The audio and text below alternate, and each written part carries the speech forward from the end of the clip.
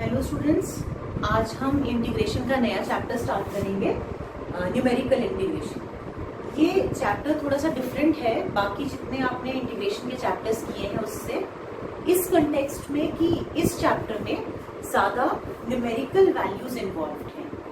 अब कब इसकी ज़रूरत पड़ती है थोड़ा सा इसको डिस्कस कर लेते हैं। जैसे इंजीनियरिंग में या इस प्रकार के और फील्ड्स में जहाँ डेटा इन्वॉल्व हो, डेटा इन्वॉल्व होने का मतलब आपके पास किसी फंक्शन के करस्पॉन्डिंग न्यूमेरिकल वैल्यूज आ गई, लेकिन फंक्शन किसी एक पर्टिकुलर एक्सप्रेशन में या इक्वेशन के फॉर्म में एक्सप्रेस नहीं किया जा सकता, पहला केस।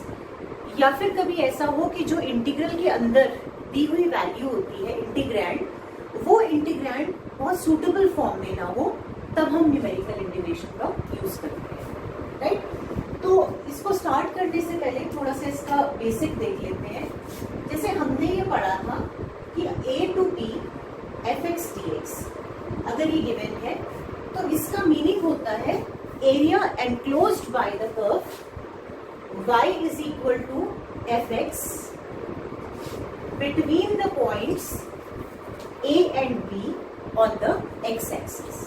जैसे मान लीजिए कि आपके पास कोई एक कर्व दे रखा है, ये कर्व ले लेते हैं, ये एक्स एक्सिस वाई एक्सिस ये कर्व है, राइट। कोई भी दो पॉइंट्स यहाँ मार्क कर लेते हैं एक्स एक्सिस पे ए और बी। तो a to b f x d x का मतलब है ये एरिया, ये हम पहले पढ़ चुके हैं, राइट। अब जब हम न्यूमेरिकल इंटीग्रेशन पढ़ते हैं यहाँ अप्रोच थोड़ी सी डिफरेंट है। अदरवाइज तो हम एंटी डेरिवेटिव की हेल्प से इसको सिंप्लीफाई कर रहे थे अभी तक। यहाँ अप्रोच जो हम फॉलो करके चलेंगे, उस अप्रोच में ये जो हमारे पास इंटरवल है a कॉमा बी, इस इंटरवल a कॉमा बी को छोटे छोटे सब इंटरवल्स में डिवाइड कर दिया जाता है, राइट। इसको पढ़ने से पहले हम थोड़ा सा यहाँ पे एक सिंप्लीफाइड फॉर्म में इसको समझने की कोशिश करते हैं। मान लीजिए कि आपको एक इंटरवल दिया है 1,5 और आपसे कहा कि इसको इक्विडिस्टेंट मतलब बराबर दूरी पर छोटे छोटे सब इंटरवल्स में डिवाइड करना है। तो कैसे आप डिवाइड कर सकते हैं? मान लीजिए 1 है, ये 5, 2, 3, 4, सपोज ये इक्विडिस्टेंट है, राइट। तो आपने पॉइंट्स कितने लिए हैं यहाँ पे? 1, 2, 3, 4, 5। यहाँ पे नंबर ऑफ पॉइंट्स आपने लिए 5। इन पॉइंट्स की हेल्प से आपने कितने सब इंटरवल्स यहाँ पे पाए हैं ये देख लेते हैं। एक सब interval, second, third and fourth. तो जब हमने 5 पॉइंट्स लिए, 5 पॉइंट्स की हेल्प से जो नंबर ऑफ सब इंटरवल्स हमने यहाँ पे ऑब्टेन किए हैं वो हैं 4।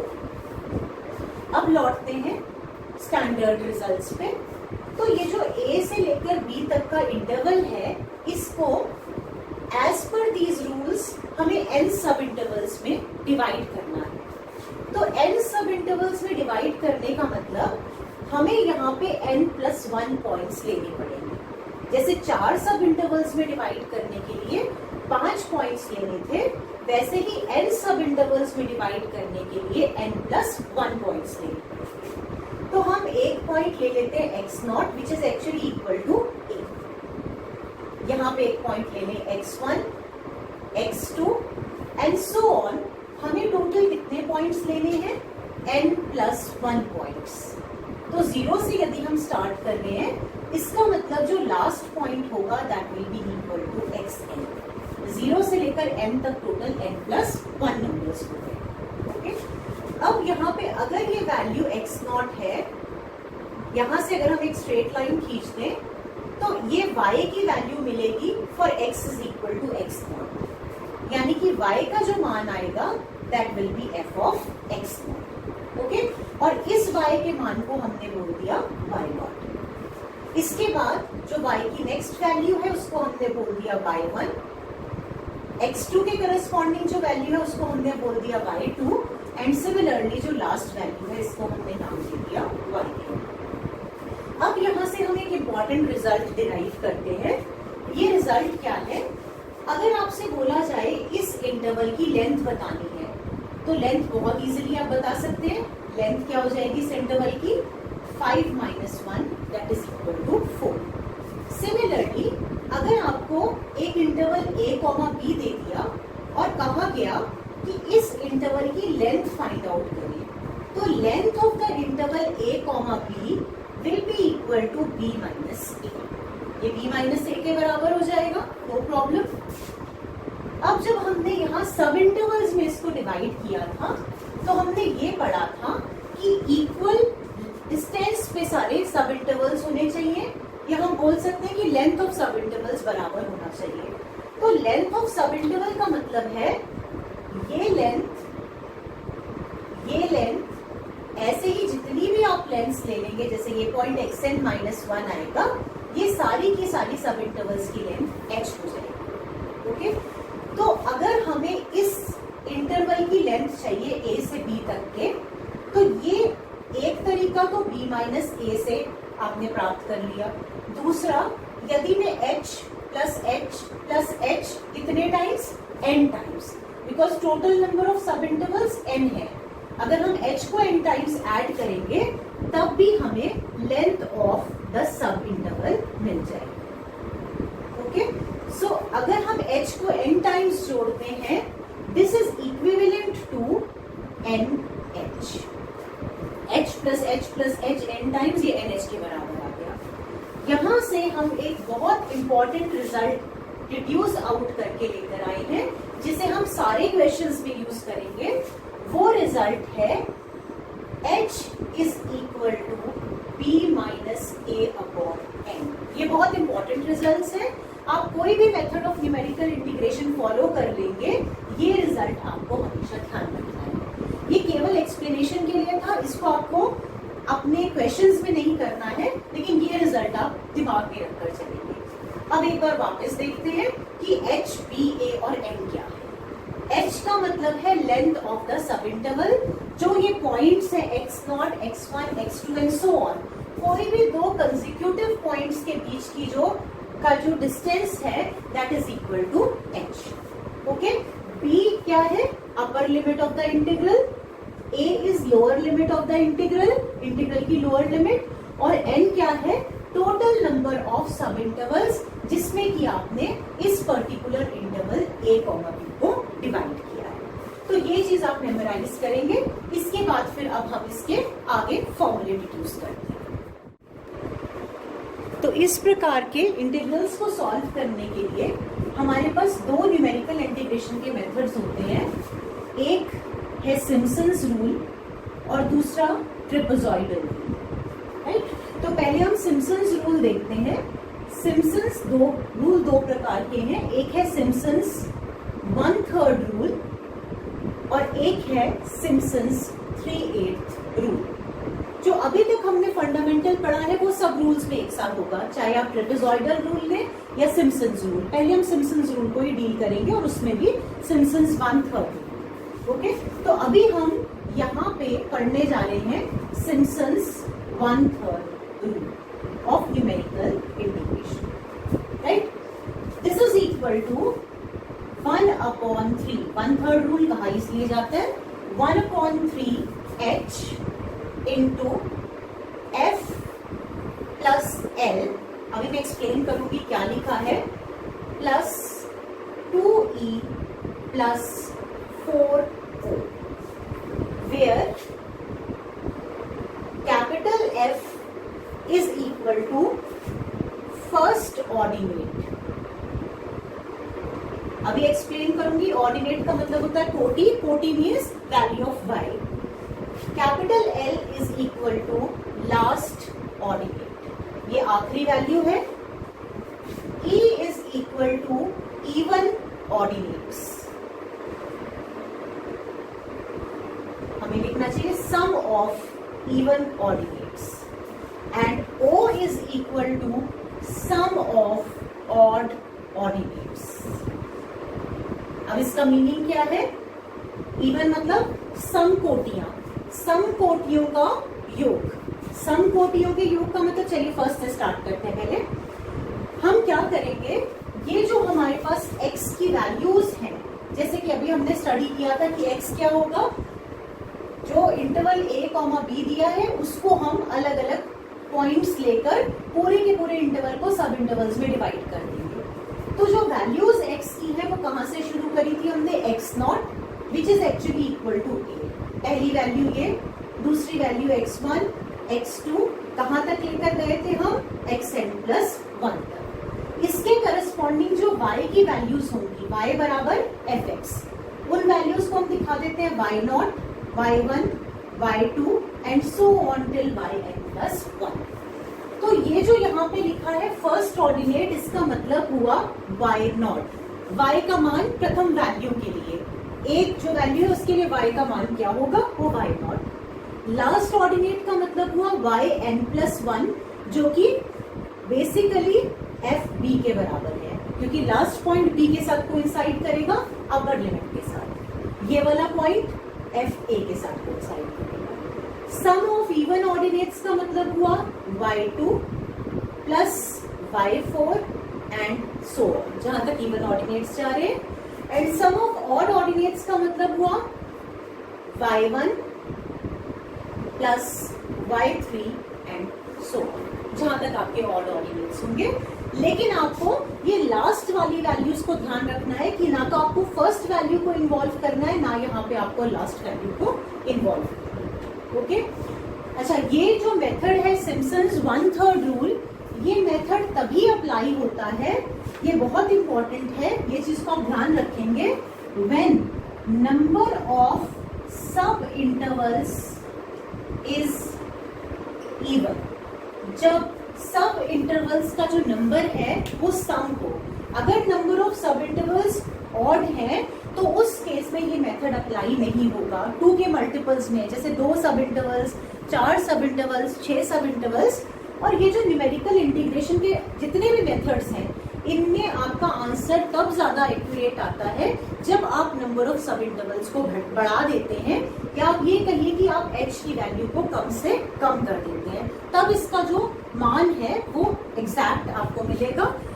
अलग अलग मेथड से करोगे तो वैल्यू डिफरेंट आएगी, कि ये अप्रोक्सीमेशन है, बिल्कुल एग्जैक्ट वो नहीं वैल्यूज मिलती है जो कि अदरवाइज आप कैलकुलस से डिराइव करके लेकर आते हैं। तो चलिए ये फॉर्मूला आप मेमोराइज कर लें, इसको हम एक और वे में लिख सकते हैं, वो भी यहाँ पे लिख लेते हैं, a to b fx dx, क्या फॉर्मूला पढ़ा यहाँ पे हमने, 1/3h, फर्स्ट वैल्यू यानी कि first ordinate y0, last ordinate हमने यहाँ पे लिख दिया yn+1, ये लास्ट ऑर्डिनेट आ गया, plus 2 times even ordinates, even ordinate का मतलब y2 plus y4 and so on, plus 4 times odd ordinates, odd ordinates का मतलब y1 plus y3 and so on.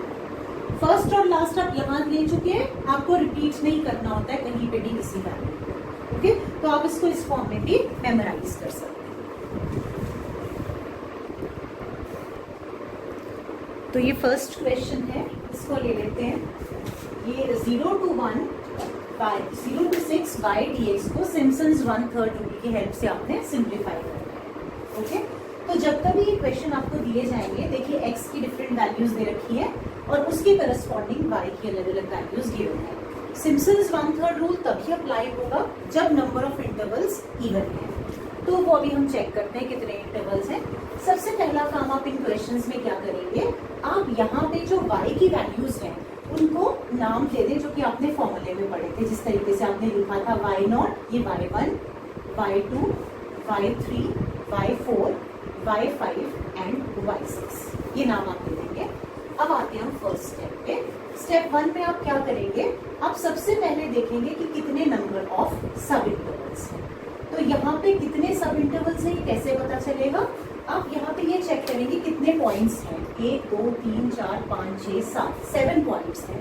तो अगर नंबर ऑफ पॉइंट्स n+1 है, तो इसका मतलब अभी हमने स्टार्टिंग में पढ़ा था कि नंबर ऑफ सब इंटरवल्स जो बनेंगे, number of sub intervals will be equal to n। वो 1 to 5 वाला एग्जाम्पल लेकर हमने देखा था। तो यहाँ पे 7 पॉइंट्स है, इसका मतलब number of sub intervals will be equal to 6 and this is equal to n। हम जानते हैं h is equal to p - minus a upon n होता है, b upper limit that is 6, a lower limit 0, n is equal to 6, तो H की value आपके पास आ गई 1। अब आप सबसे पहला काम ये करेंगे कि आप यहाँ पे सिम्पसन्स 1/3 फॉर्मूला लिख दें। तो 0 to 6 y dx will be equal to, केवल फॉर्मूला लिख लो 1/3h, फर्स्ट प्लस लास्ट का मतलब यहाँ पे है y0 plus y6, okay, plus 2 into even का मतलब है कौन कौन से टर्म्स, देखिए y2 plus next even term है y, आगे प्लस 4 टाइम्स ऑड टर्म्स कौन कौन से हैं, y1 plus y3 plus y4। तो अब आप ये बात ओके, इस तरीके से आपने यहाँ पे ये टर्म्स लिख दिया। अब इनकी वैल्यूज पुट करते हैं। 1/3h हम कैलकुलेट करके लाए हैं 1, फर्स्ट टर्म है y0 0.14 plus y6 last term है 0.23 plus 2 times y2 is equal to 0.18, y4 is equal to 0.20 plus 4 times y1 is 0.16, y3 0.19 और y5 है 0.2। अब इसे सॉल्व कर लेते हैं। This is equal to 1/3 7 0.37 plus 2 into 0.38 plus 4 into 7 0.57 1/3 0.37 plus 0.76 plus 2. Add कर ले इसको, 8 6 14 14 और 7 22 4 11 और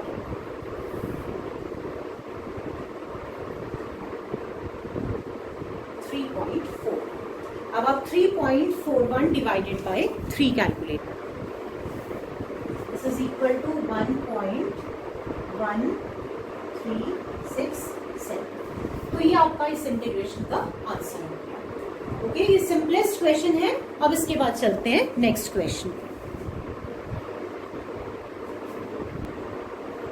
ओके, तो नेक्स्ट क्वेश्चन है 1 to 2 dx अपॉन x को सिम्पसन्स 1/3 रूल से हमें सॉल्व करना है, और ये दिया है कि इस इंटरवल को 4 इक्वल भागों में हमने डिवाइड करना है। चलिए स्टार्ट करते हैं। सबसे पहला काम हमने क्वेश्चन में ये समझना है कि 1 to 2 को 4 इक्वल पार्ट्स में डिवाइड करने का मतलब हम पहले विड्थ ऑफ ईच इंटरवल देख लेते हैं।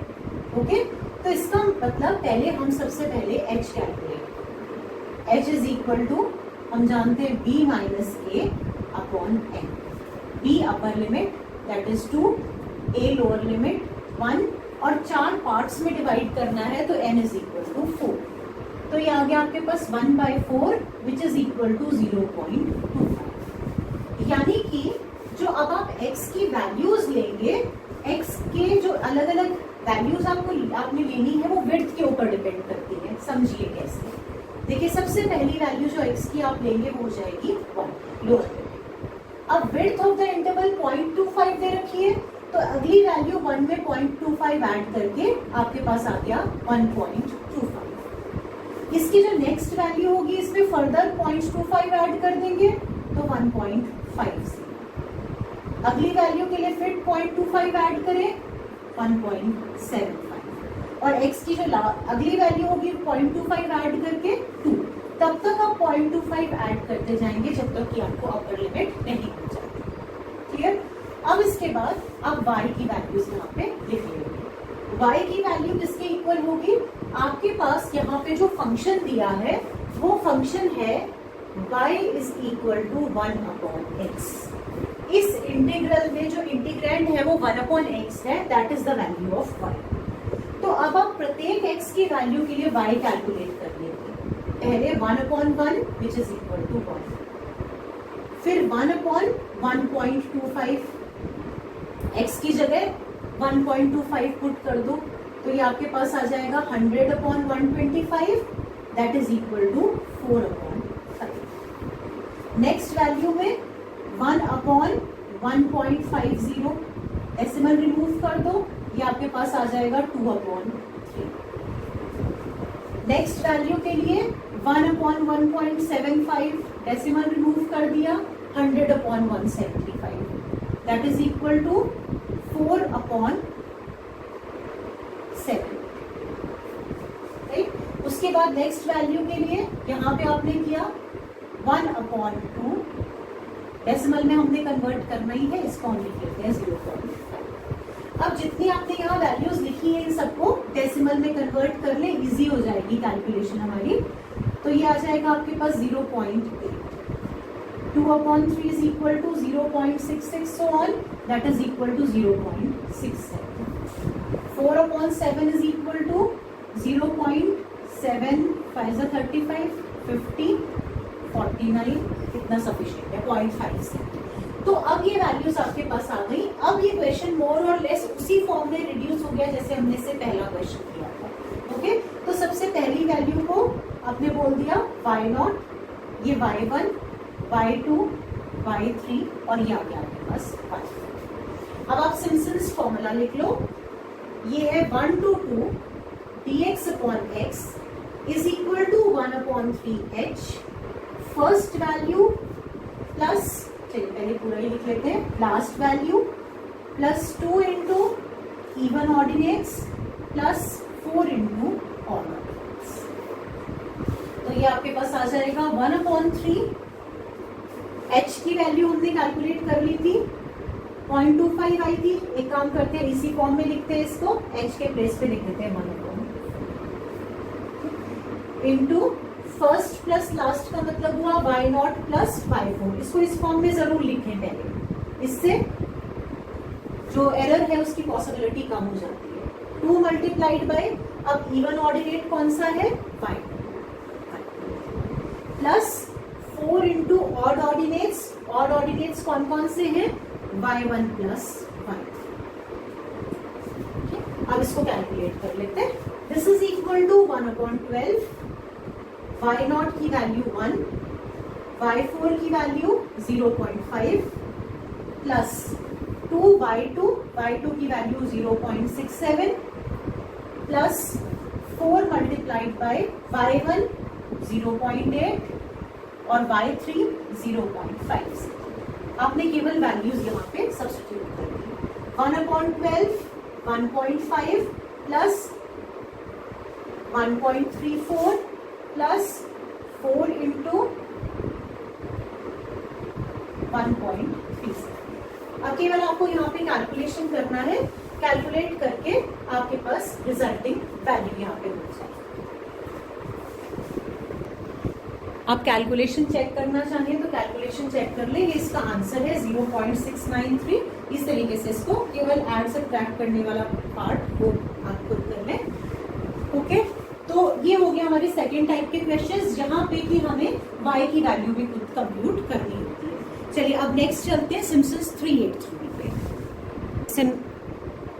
चलिए अब सिम्पसन्स 3/8 रूल देखते हैं। सिम्पसन्स 3/8 रूल में रूल क्या है, स्लाइड सा चेंज है, h वही है। अगर suppose a to b y dx आपको दे रखा है तो सिम्पसन्स 3/8 रूल के अकॉर्डिंग 3/8h, वहां पे जब सिम्पसन्स 1/3 रूल लिया था तो 1/3h लिखा था। सिम्पसन्स 3/8 रूल में 3/8h आ जाएगा। पहला चेंज, फर्स्ट प्लस लास्ट ये सेम आ गया। वहां था 2 इंटू इवन ऑर्डिनेट्स, यहाँ पे 2 इंटू 3 के मल्टीपल में जो ऑर्डिनेट्स हैं, जो कोटियां हैं, उनका सम। 3 के मल्टीपल में जो ऑर्डिनेट्स हैं वो हो गए y3, y6 and so on, plus 3 times बाकी बचे हुए सारे ऑर्डिनेट्स, जितने यहाँ तक आ गए उनको छोड़कर जितने भी ऑर्डिनेट्स हैं वो 3 के मल्टीप्लिकेशन में आएंगे। तो ये आपको फॉर्मूला लर्न कर लेना पड़ेगा। करना कैसे इन क्वेश्चंस को वो भी हम डिस्कस करेंगे। वर्किंग रूल में कोई चेंज नहीं है, केवल आपको यहाँ पे फॉर्मूला देखना है। एक इंपॉर्टेंट चीज इसमें और है कि सिम्पसन्स 1/3 रूल जैसे वहां पे लगता है जब आप number of sub intervals even लेते हैं।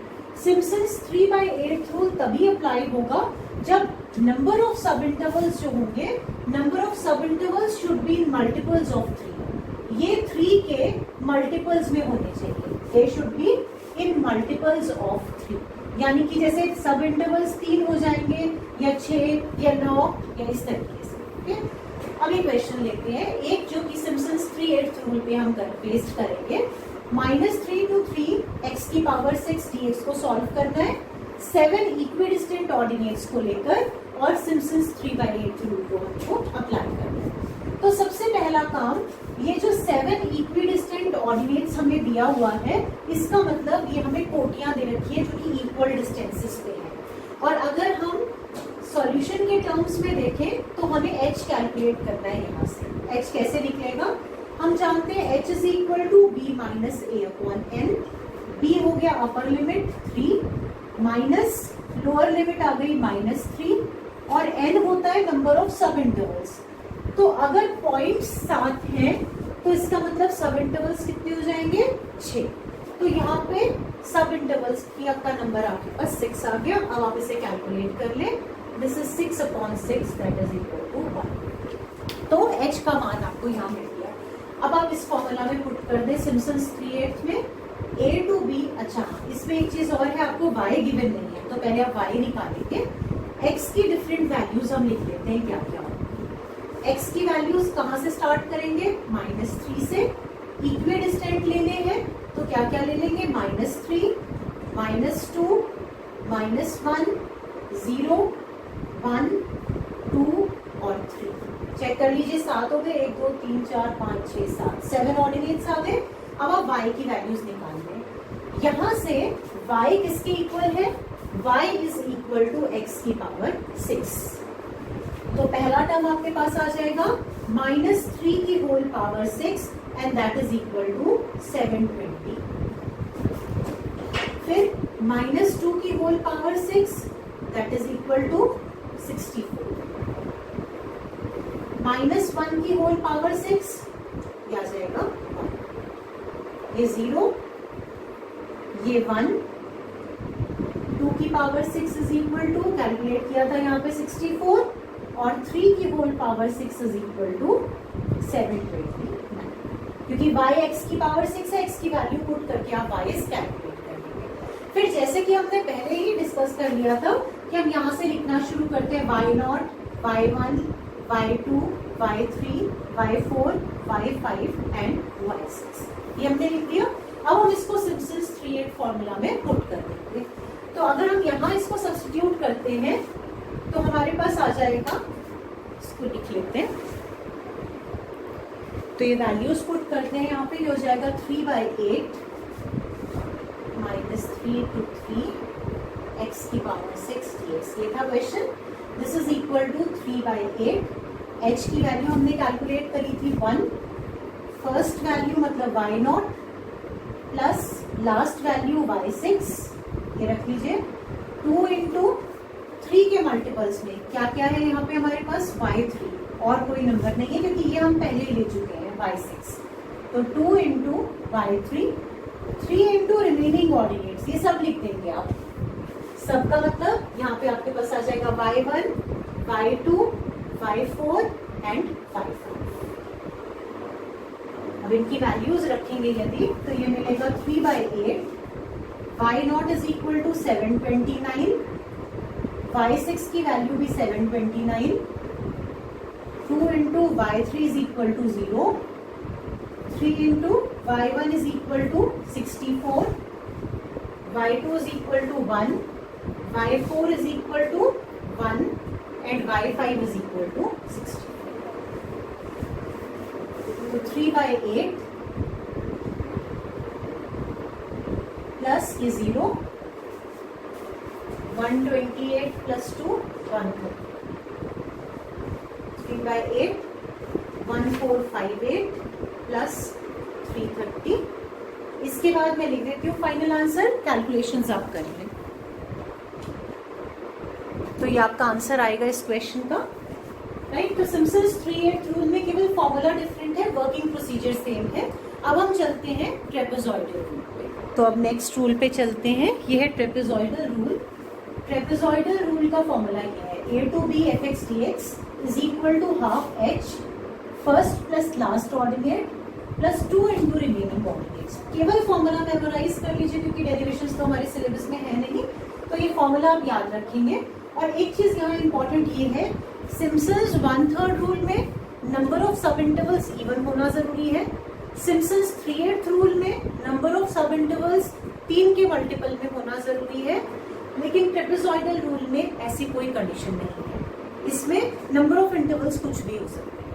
ओके, तो चलिए एक क्वेश्चन इसकी हेल्प से ये रूल समझते हैं, क्योंकि अल्टीमेटली स्टार्ट आपने बिल्कुल वैसे ही करना है, केवल फॉर्मूला में अंतर है।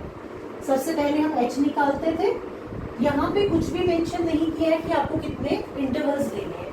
तो एक काम करते हैं, हम पहले x की वैल्यूज देख लेते हैं कि हम क्या क्या रखेंगे, राइट।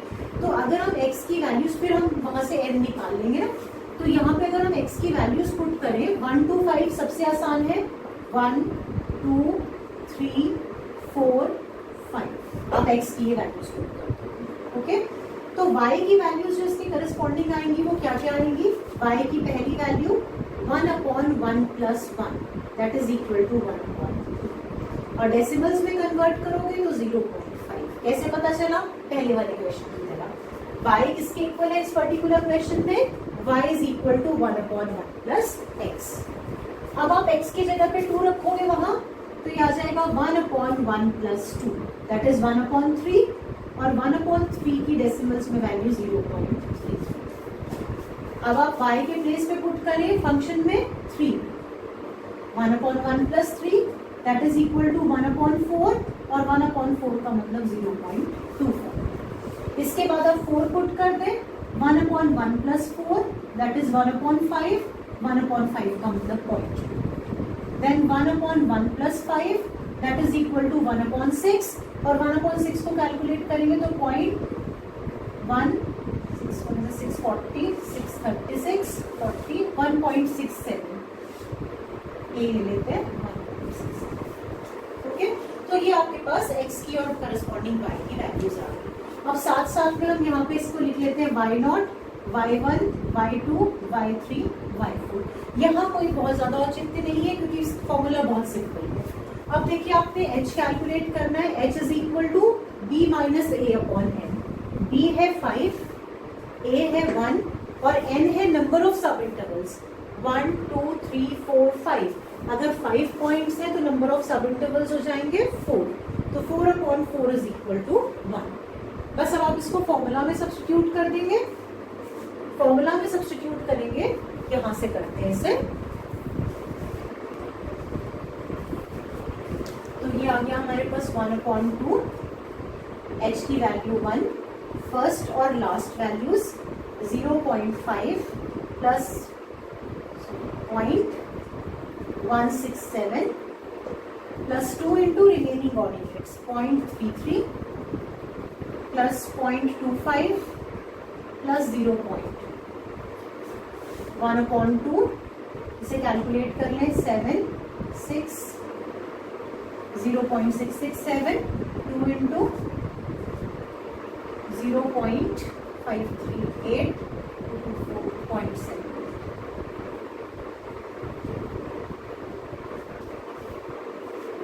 One upon 0.667 plus 1.56।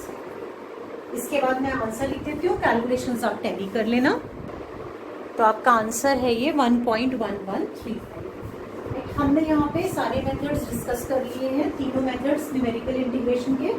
अगर आप किसी भी क्वेश्चन को डिफरेंट मेथड से अटेम्प्ट करेंगे तो आंसर्स वेरी करेंगे। आपने जितने क्वेश्चंस यहाँ पे अभी सीखे हैं, आप इनको अगर मान लीजिए कि जो ट्रेपेजॉइडल से किया वो सिम्पसन्स 1/3 से करेंगे तो आंसर में वेरिएशन आएगा। लेकिन आप सारे क्वेश्चंस को एक एक करके कर लीजिए, प्रोवाइडेड वो कंडीशन सेटिस्फाई करें।